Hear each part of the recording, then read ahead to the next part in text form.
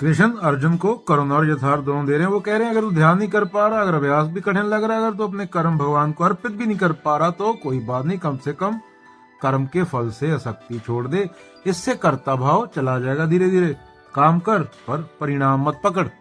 मान लो एक विद्यार्थी पढ़ाई करता है, अगर वह केवल पहला आना सोचकर पढ़ेगा, नंबरों को सोचकर पढ़ेगा तो चिंता और डर से खा जाएंगे। पर अगर वह मन लगाकर पढ़े और बोले मैं मेहनत करूंगा, फल जैसा भी हो ठीक है, प्रेम है मेरा, मैं पढ़ूंगा, तो उसका मन हल्का रहेगा। यही कर्म फल त्याग है। अभी अद्वैत शैली में बोलेंगे, यदि तू कुछ भी नहीं कर सकता अर्जुन तो छोड़ दे करने वाला भी। फल त्याग की नहीं, फल देखने वाले की भी त्याग कर दे। कृष्ण कह रहे हैं कर्म तू कर या तू ना कर, फल तू पा या ना पा, तू न कर्मी है न भोगता है। कर्म सत्य का है, फल सत्य का है, और तू वही सत्य है जो कि किसी से बंधा नहीं। तुझे आजादी नहीं चाहिए, तू खुद आजादी है।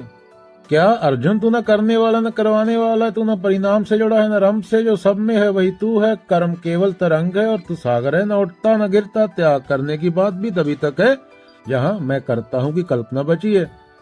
जब वह करने वाला मिट गया तो किसका त्याग, किसका कर्म, किसका फल।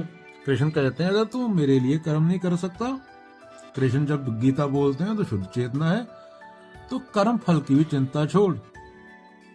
तो इसके आगे द्वैत में क्या आएगा, कर्म और फल दोनों ही माया है।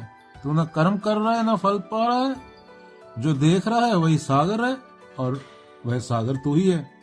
All no drop merges into the ocean, few no ocean merges into the drop।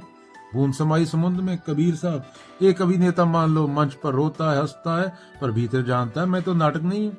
ऐसे ही ज्ञानी कर्म करता दिखता है पर भीतर जानता है मैं करता हूँ, मैं करता नहीं। उसके लिए फल त्याग भी शब्द मात्र है, जस्ट लैंग्वेज।